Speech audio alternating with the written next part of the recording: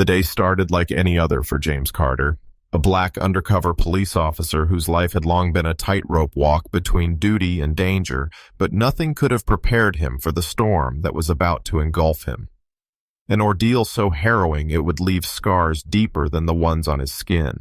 He'd been mistaken for a suspect before, countless times, in fact, once during his early days at the academy when an overzealous instructor had pinned him against a wall, twice when off-duty patrol officers had eyed him with suspicion as he walked home in sweats, but never had it escalated to this level of terror.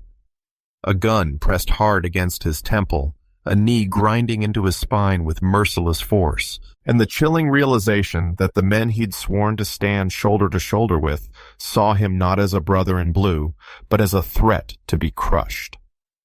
James Carter, a seasoned veteran of the city's narcotics division, had no inkling as he kissed his daughter goodbye that morning that this humid, restless day would be the one where his badge, his shield, his identity would turn into a target painted on his back. It all began in the quiet sanctuary of his modest row house, a fleeting moment of normalcy before the chaos.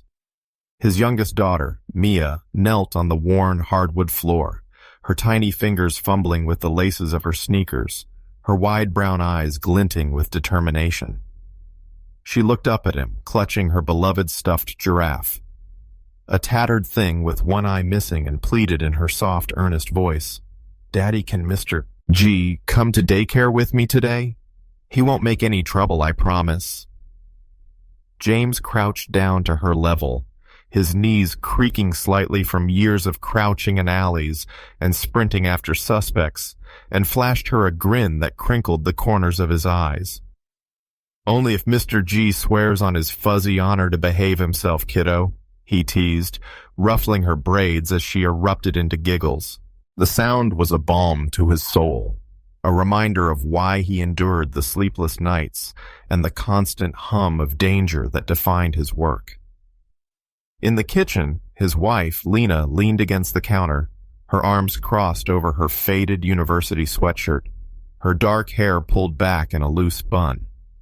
She handed him a dented steel thermos filled with coffee black, no sugar, just the way he liked it, and fixed him with a look that was equal parts affection and warning. "Dinner with my parents tonight, James. 6 o'clock sharp.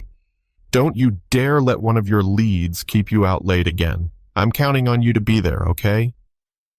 Her voice carried that familiar teasing lilt, but beneath it lay a quiet plea, a thread of worry she never fully voiced. He met her gaze, his own eyes softening, and gave her that steady, reassuring smile that had carried them through a decade of uncertainty, late-night calls, close shaves, and the ever-present fear that one day he might not come home. "I'll be there, Lena," he said, his tone firm with conviction. "Promise." He meant it with every fiber of his being, because James Carter was a man who kept his word, whether to his family or to the oath he'd taken when he pinned that badge to his chest. For over 12 years, he'd served the department with a tenacity that made him a legend in the shadowy corners of the narcotics unit. He wasn't just good at his job, he was exceptional, a phantom who could slip into the skin of a dealer, a junkie, or a hustler with chilling ease, dismantling drug rings with a mix of cunning and grit. Rookies idolized him, veterans respected him, and even the brass had pinned commendations to his file with grudging admiration. He had a voice that could calm a room full of twitchy suspects and instincts so sharp they'd saved lives, his own included, more times than he could count. But none of that, not his record, not his reputation, could shield him from the betrayal that was barreling toward him like a freight train through the fog. That morning, he wasn't in the crisp blues of a patrol officer. He wore the uniform of the streets, faded jeans that hung loose on his lean frame, a black hoodie that blended into the shadows, and a leather jacket scuffed and weathered from years of wear, a second skin for a man who lived half his life undercover. His badge was clipped discreetly to his belt, tucked just under the jacket's hem where it wouldn't catch the wrong eye. His service weapon, a Glock 19, rested in a holster snug against his ribs, its weight a familiar comfort. and in his back pocket sat a battered notepad, its pages crammed with cryptic notes and coded leads scrawled in his tight, precise handwriting. He was chasing a tip, a whisper, from an informant named Rico, a wiry ex-dealer with sunken cheeks and a nervous tic who'd been James's eyes in the underworld since his rookie days. Rico had called him late the night before, voice low and urgent over the crackling line. "Big shipment moving through the docks tomorrow night, Carter. Heavy hitters, cartel-level stuff. You want it? You better move fast." The intel was too hot to ignore, the kind of break that could topple a kingpin and save countless lives from the poison flooding the streets. The lead dragged him to the city's edge, a forsaken industrial sprawl where the air hung thick with the tang of salt water and diesel fumes. Rusted warehouses loomed like silent giants, their windows shattered, their walls tagged with jagged graffiti that bled into the gloom. Sodium streetlights flickered overhead, casting pools of sickly yellow light across cracked pavement and puddles of stagnant rainwater. Freighters groaned in the distance, their horns cutting through the haze rolling off the bay. James eased his unmarked sedan, a beat-up gray Toyota with a dented fender and a cracked windshield, into a narrow alley between two crumbling buildings, killing the engine. The car blended into the decay, just another relic in a place forgotten by the sun. He slouched low in the driver's seat, eyes scanning the darkness, every sense dialed to 11. The alley was a graveyard of shadows, empty crates, a rusted dumpster, a chain swinging loose from a fire escape, clinking faintly in the breeze. No movement, no sound beyond the hum of distant traffic and the occasional screech of a gull overhead. Just the coiled tension of a stakeout teetering on the brink of chaos. Then, headlights pierced the murk, sharp and blinding, slicing through the alley like a blade.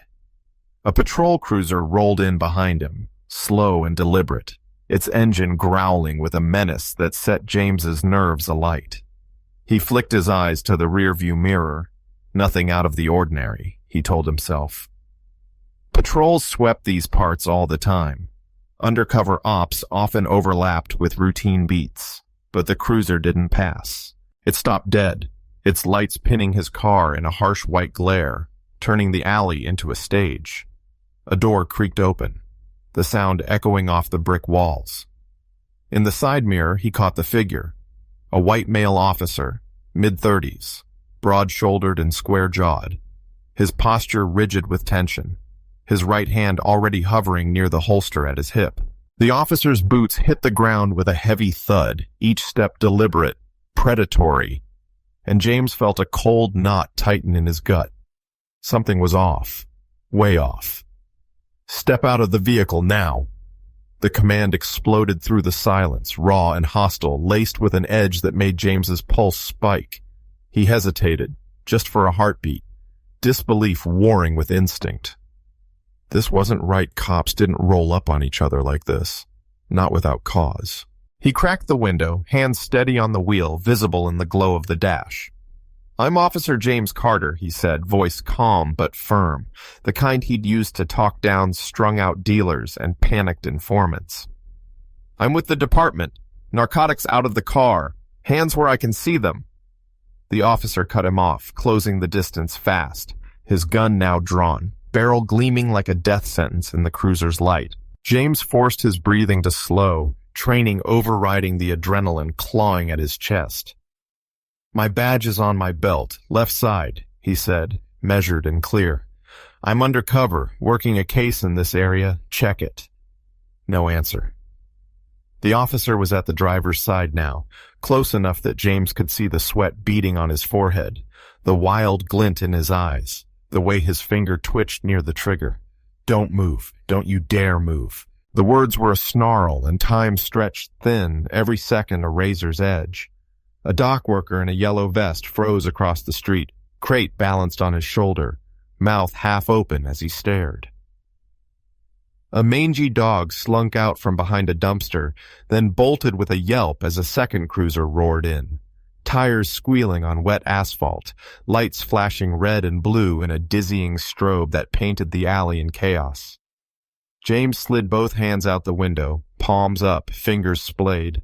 "Officer, I'm one of you," he said, voice steady despite the tremor creeping into his bones. "Badge, ID, left side, just look, please." But the gun didn't waver.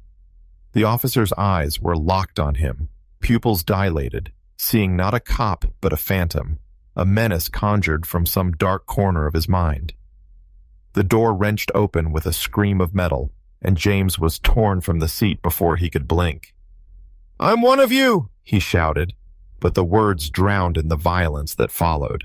His shoulder crashed into the pavement, the impact jarring his teeth, knocking the air from his lungs in a ragged gasp. A boot slammed into his collarbone, pinning him like a hunted animal, while a knee drove into his lower back with crushing force, grinding his ribs into the asphalt. His right arm twisted behind him, the joint screaming in protest, as pain flared white-hot up his spine. Adrenaline surged, not the fiery rush of a fight, but the icy, paralyzing flood of a man staring into the abyss. This is real. This is happening right now. He didn't thrash or yell. Every ounce of his training screamed to stay still, to survive. But his voice cracked, raw and desperate, as he forced out, "I'm a cop, please." The officer loomed above him, face twisted in a mask of contempt, and spat, "You think that's going to save you?" The words landed like a sledgehammer, louder than the wail of sirens cutting through the night, louder than the metallic snap of cuffs locking around his wrists too tight, deliberately cruel, the edges biting into his flesh until blood welled up in thin, dark lines. In that moment, clarity cut through the pain. His badge didn't matter, not his rank, not his years, not his life risked day after day. To this man, his skin told a different story, one that erased everything else.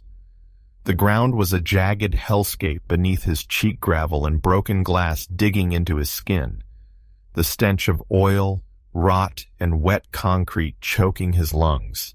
His breaths came in shallow bursts, each one a struggle against the weight crushing his back. The officer's voice thundered over him, relentless, barking orders even though James lay motionless, helpless, his body pressed into the filth. "Don't move. You think you're special, huh?" The knee bore down harder, a deliberate twist that stole what little air he had left. "I can't breathe," he gasped, the words clawing their way out, barely audible. "Then stop resisting," the officer snarled, venom dripping from every syllable. He wasn't resisting, hadn't moved an inch since they dragged him out. His hands had been open, empty, trembling faintly as he'd raised them in the car, a silent plea for reason that went unheard. A crowd was forming now, drawn by the flashing lights and the shouts echoing off the walls. Dock workers in grimy coveralls, a homeless man clutching a bottle wrapped in a paper bag, a teenage girl with a phone raised high, her hands shaking as she filmed, her voice trembling as she whispered to a friend, "They're gonna kill him." The second officer, younger, twitchy, paced a few feet away, his gun still drawn, finger hovering near the trigger as if James might suddenly spring up and attack. Sweat glistened on his forehead, his eyes darting between James and the growing crowd. Uncertainty warring with the aggression radiating from his partner. Neither of them reached for the badge, now fully exposed beneath James's torn jacket, its silver surface catching the light, screaming the truth they refused to see. "I'm an officer," James rasped again, voice breaking under the strain, blood trickling from a cut above his eye, stinging as it mixed with sweat. "James Carter, narcotics. My badge is right there. Just look, please." No one did. To them, he wasn't a cop with a decade of service, a father who'd promised his daughter a safe world, a husband who'd vowed to come home. He was just a black man in a hoodie, parked in a dark alley, a shadow to be feared, a problem to be solved. They never mentioned a suspect description, a call, a report. This wasn't procedure, it was personal, a visceral reaction to his very existence, his presence an affront they couldn't tolerate. The cuffs tightened further, metal grinding against bone, sending a jolt of agony up his arms. The officer leaned down, his breath hot and sour against James's ear, and hissed, "Play stupid games, win stupid prizes." The words were a dagger, slicing through the chaos, and James knew with sickening certainty this wasn't a mistake, a mix-up born of confusion or bad timing. It was a choice, a deliberate act fueled by a hatred so deep it eclipsed reason, training, and the oath they'd all sworn. The pressure on his back eased for a split second, only to return as they hauled him upright, his knees buckling beneath him, his vision swimming as pain and dizziness collided. Blood dripped onto the pavement, a dark puddle spreading beneath him, and he caught the arresting officer's smirk, a cold, triumphant curl of his lips that made James's stomach churn. The younger cop shrugged, holstering his gun with a jerky motion, his eyes avoiding James as if he couldn't bear to face what he'd helped unleash. "My badge is there," James croaked, nodding weakly toward his belt, where the silver glinted through the rip in his jacket. Undeniable even in the dim light. "You didn't even check." The younger cop scoffed, his voice unsteady but defiant. "Anyone can carry a fake badge doesn't mean a damn thing." Still, they didn't look, didn't reach, didn't pause to consider the possibility they'd just attacked one of their own. Then a third cruiser screeched into the alley, gravel spraying like shrapnel as it skidded to a stop. Officer Denise Walker leapt out, her boots slamming the pavement, her face a mask of confusion that morphed into horror as she took in the scene. James bloodied and cuffed, his jacket shredded, two cops standing over him like executioners savoring the kill. She knew him better than most. They'd run ops together, busted dealers in raids that could have ended in blood, shared stale coffee and dark humor in the small hours when the adrenaline finally faded. She'd trusted him with her life, leaned on his steady presence when she was still green and terrified. Whoa, what the hell is going on here?" she shouted, her voice cutting through the tension like a gunshot as she stormed toward them. The arresting officer turned, his tone casual, almost bored. "Caught a suspect. Didn't comply." Denise's eyes locked on James, the blood streaking his face, the raw scrape across his palms, the fear and exhaustion etched into every line of his body, a look she'd never seen on him before. "That's Officer Carter," she said, her voice trembling with a mix of fury and disbelief, each word a hammer strike in the charged air. The alley went silent, the weight of her words hanging like a storm cloud ready to burst. The younger cop blinked rapidly, his mouth opening and closing like a fish out of water. The older one froze, his smirk faltering but not vanishing, replaced by a flicker of something uglier, defiance. Maybe, or shame he'd never admit. James felt the shift, the air crackling with tension, but relief didn't come just a churning stew of confusion, humiliation, and a rage he couldn't let loose. Denise marched forward, her finger jabbing at the badge now dangling from his belt, fully exposed, its surface scratched but unmistakable. "You didn't see that?" she demanded, her voice rising. Silence swallowed the question. "You didn't even check?" More silence, thick and suffocating. She turned to James, her tone softening, her eyes searching his. "You okay?" He couldn't answer. Couldn't find the words through the lump in his throat, the ache in his jaw from clenching it so hard he thought his teeth might shatter. She reached for the cuffs, her fingers brushing the bloody marks they'd left, but the arresting officer stepped in, his voice sharp. "Protocol says we wait for confirmation." Denise whirled on him, her eyes blazing, her body coiled like a spring. "Protocol? You jammed a gun in his face, threw him to the ground like a damn animal. Where's the protocol in that, huh? Tell me!" The officer's face twisted, defiance flaring bright and hot. He didn't identify himself clearly, could have been anyone. "I heard him," she snapped, her voice a whip crack. "He said he was an officer, loud, clear, over and over while you ignored it. James met the eyes of the man who'd pinned him, who'd pressed steel to his skull and sneered down at him like he was less than human. There was no apology there, just resentment, raw and unfiltered, a hatred that didn't come from policy or procedure. It was personal, bred in the bone, the kind of venom that saw a black man with a badge and recoiled at the audacity of it.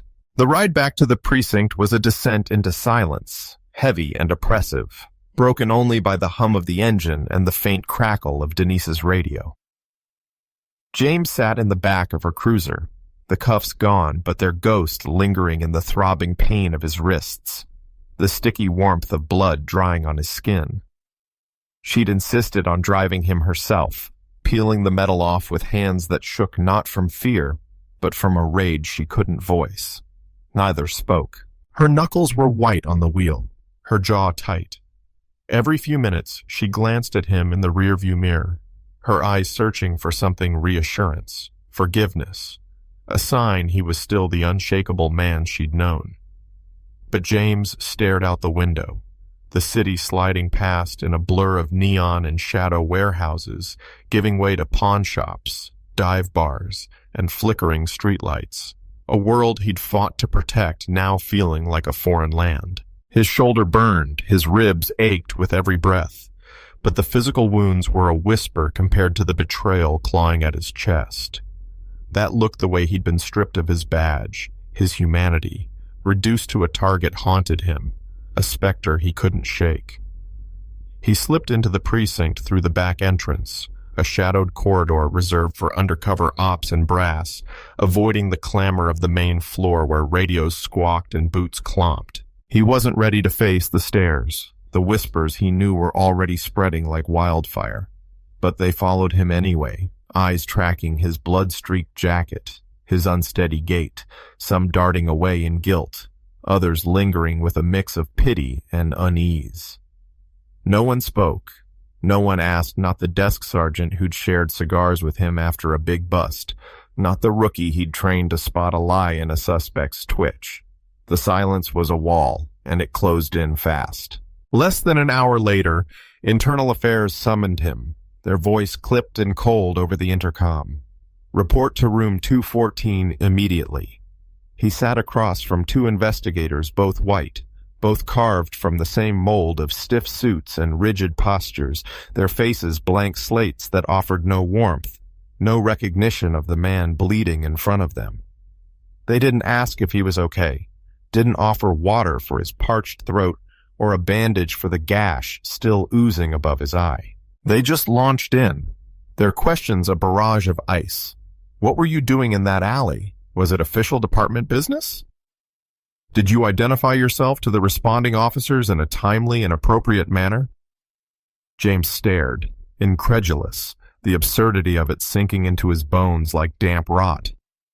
I was running a lead, a cartel shipment, he said, voice low but steady despite the tremor in his hands. I told them I was an officer, over and over. My badge was on my belt. Right there they didn't look, didn't care. One scribbled in a notepad, his pen scratching like nails on a chalkboard. Did you raise your voice at any point during the encounter?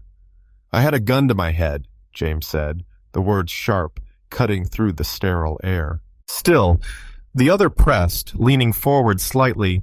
Did you escalate the situation verbally in any way? The question hit like a punch, and the truth crystallized. They weren't investigating the attack. They were investigating him, dissecting his every move to find a crack, a flaw, a reason to pin this on him. He leaned back in the chair, forcing calm through the storm raging inside. Are you asking if I deserved it? He said, voice low, lethal, a challenge they couldn't meet. Neither answered directly, their faces impassive. This is standard procedure, one muttered, adjusting his tie. We need the full picture. But the picture was stark, blinding a portrait of bias and betrayal no procedure could whitewash. Later, he passed the break room, the sound of laughter spilling out, cops clustered around a phone, their voices bright until one glanced up and saw him. The room went still. a ripple of discomfort spreading as eyes dropped to the floor, hands shoved into pockets. He kept walking, head high but heart sinking. That afternoon, the lieutenant called him into his office, a cramped space cluttered with files and a flickering fluorescent bulb. "James, we're placing you on administrative leave," he said, his voice flat, rehearsed. "Just a formality while we sort this out." The word landed like a brick hollow, meaningless. "You know me," James said, quiet but firm, his gaze boring into the man who'd pinned a medal on him 3 years ago. 12 years, my record, you know who I am, what I've done for this place. The lieutenant shifted, uncomfortable, his fingers tapping a pen against the desk. "I know, Carter, I do. But there's pressure from upstairs, the optics of this thing." James's laugh was bitter, a jagged edge that cut the air. "Optics? I'm bleeding for my own badge, assaulted by my own people, and I'm the problem here?" The lieutenant didn't answer, just shuffled papers and stared at a spot over James's shoulder, avoiding the weight of his stare. That night he sat on the edge of his bed, his leather jacket crumpled on the floor, his badge lying on the dresser like a discarded relic, its shine dulled by scratches and blood. Lena sat beside him, her hand gripping his so tightly her knuckles paled, her silence a lifeline in the dark. "I thought they'd stand by me," he whispered, the words barely audible, raw with a pain he couldn't name. "I thought anyone would say this was wrong, that it shouldn't have happened. But it's just nothing." She didn't offer platitudes, didn't tell him it'd be okay. She knew better. She just leaned into him, her head resting on his shoulder, her breath warm against his neck, letting him feel the weight of her presence.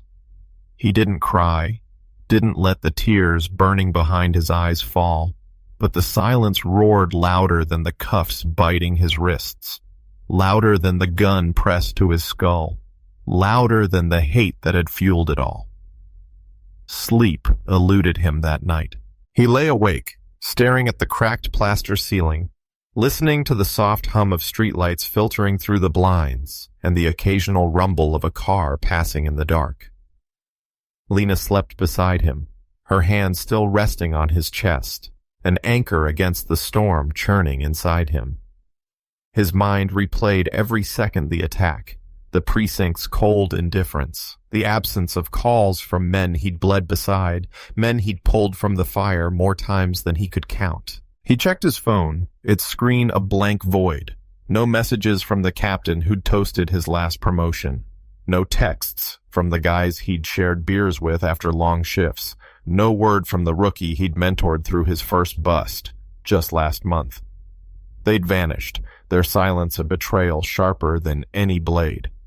These were the people who'd clapped him on the back at department picnics, who'd hugged Mia and told her daddy was a hero, who'd stood beside him in moments of triumph and terror. Now nothing, not even a whisper. The message was clear. We don't want to touch this. You're on your own. What did it take for a black man to belong to be seen as one of them? 12 years of service, a badge earned through blood and sweat, a record so clean it gleamed. Apparently, it wasn't enough, not enough to outweigh the color of his skin in the eyes of men who'd sworn the same oath. The next morning, Lena's gasp shattered the haze as she stood in the kitchen, coffee pot forgotten in her hand. "James, it's online," she said, her voice tight with shock. "What's online?" he asked, dread curling in his gut. She turned her phone toward him. And there it was, a 46-second clip from the teenage girl in the alley, her shaky footage capturing every brutal moment. His hands raised out the car window, voice steady as he identified himself. The officer's rage-filled shouts, the violent takedown, his body slamming into the pavement, the badge glinting uselessly as the gun loomed over him. The caption was simple, devastating. He said he was a cop. They didn't care. The video spread like wildfire, thousands of views in minutes, then tens of thousands, then millions, a tidal wave of outrage crashing across the internet. Comments poured in, a chorus of anger and grief. This man's an officer. They did this to one of their own. Imagine what they do to the rest of us without a badge. Justice for Officer Carter now. News stations snatched it up, their anchors reciting his name with a mix of pity and indignation.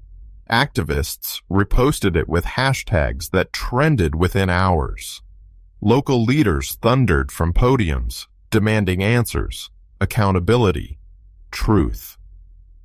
What the department had tried to bury in silence was now a national scream, and James's name echoed everywhere on screens, in headlines, in the mouths of strangers who'd never met him but felt his pain as their own. Lena's phone buzzed incessantly, friends checking in, old classmates offering support, strangers pouring out their own stories of fear and fury.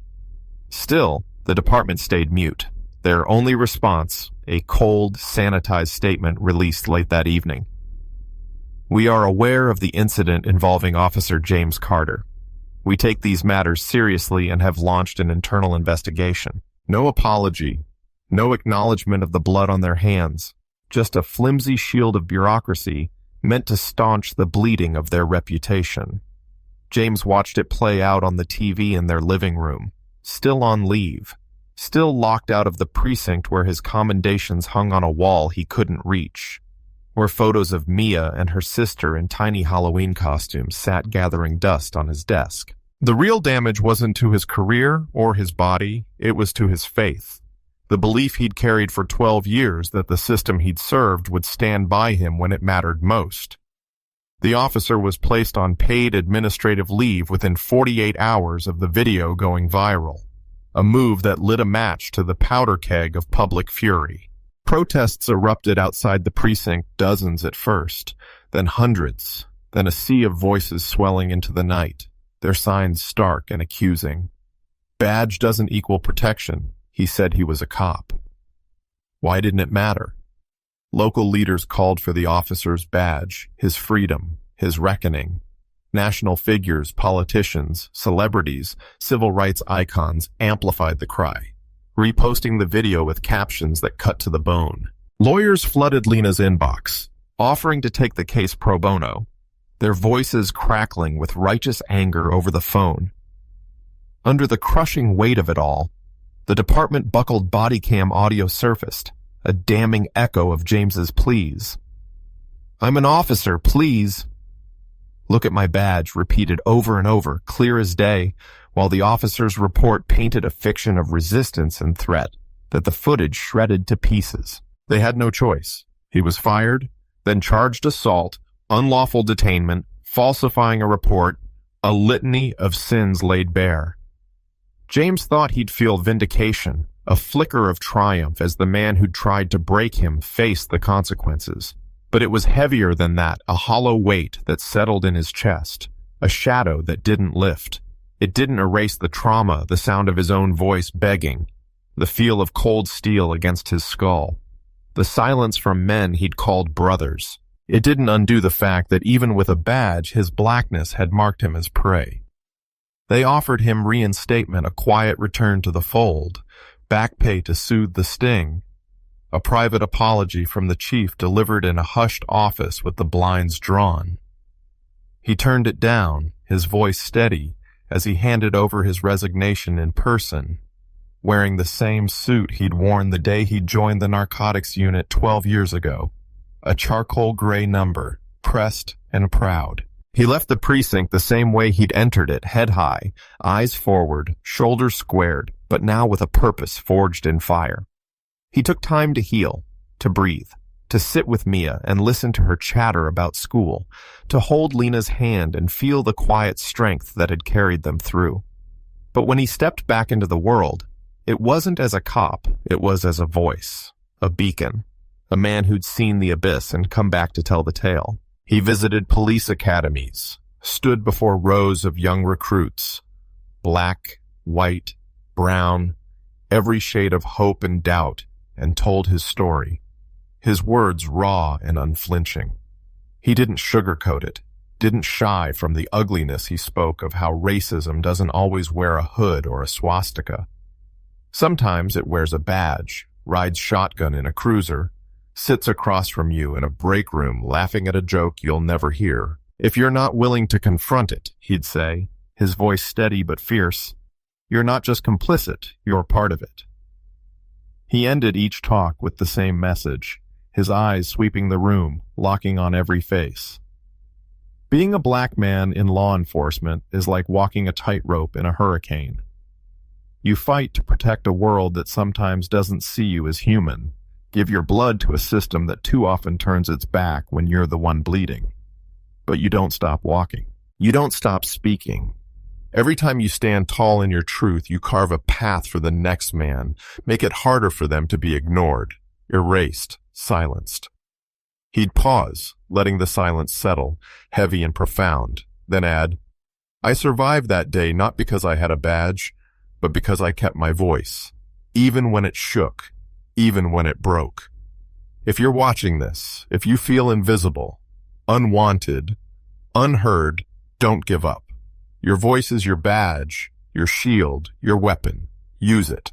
That's how James Carter rose, not as a victim crushed by the weight of hate, but as a voice that thundered through the silence, a force that could no longer be ignored, a man who turned his pain into power and his scars into a story that echoed far beyond the alley where it began.